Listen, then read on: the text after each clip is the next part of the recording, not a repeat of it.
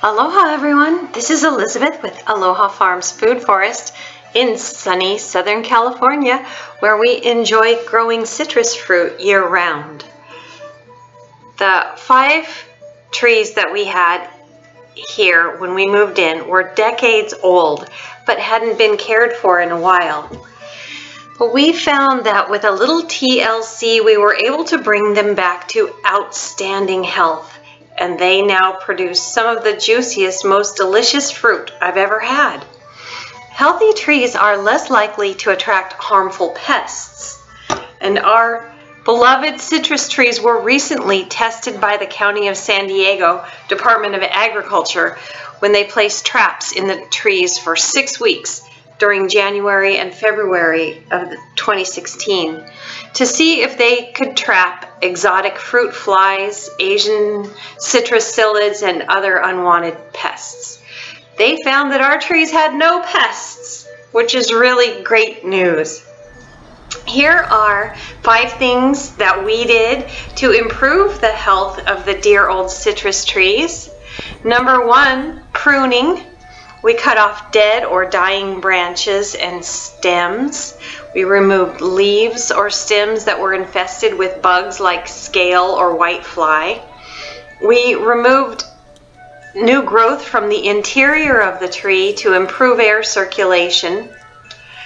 As you can see, these little sprouts are called water sprouts, and they grow vertically from the lateral branches of the citrus, and they can be removed entirely or pruned above a notch to redirect their growth. The second thing we did was cover the soil under the tree in organic material, which feeds and protects the life forms that grow in the soil, allowing them to proliferate safely under the covering of the material. This also moderates the soil temperature so that it doesn't get too hot or too cold. And finally, it helps retain the soil moisture by preventing it from evaporating. The third thing we did was a few times a year, sprinkle the soil with Epsom salt, which is magnesium sulfate, preferably right before it's going to rain, so that the rain will wash the Epsom salt into the soil. This really invigorates the trees. Number 4, we insert under each tree, we insert into the ground a 2 or 3 foot piece of ABS pipe or some other type of pipe that you might have on hand. If it's 2 inches to 3 inches in diameter, and you leave an inch or 2 above the soil level, this will be your watering pipe. So you can water directly into the pipe with a hose, and the water will go right down to the roots. Before we installed our watering pipes, we could water for like an hour on top of the soil, and it wouldn't penetrate deeply into the root zone. So we definitely found this to be a tremendous improvement.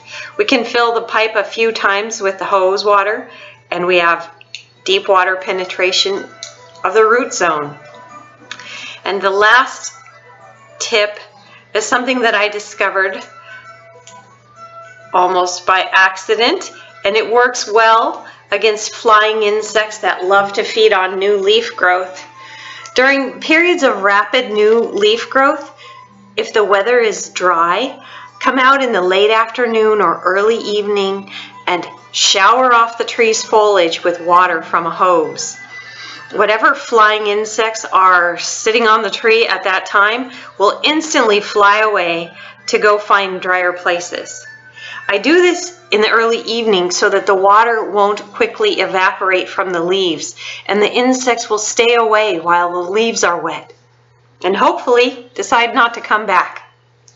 This also washes off dust, and the trees seem to enjoy a good shower, just like we do. Well, those are my 5 tips for reinvigorating fruit trees into tremendous health. And I hope this information is helpful to you. And thank you for watching.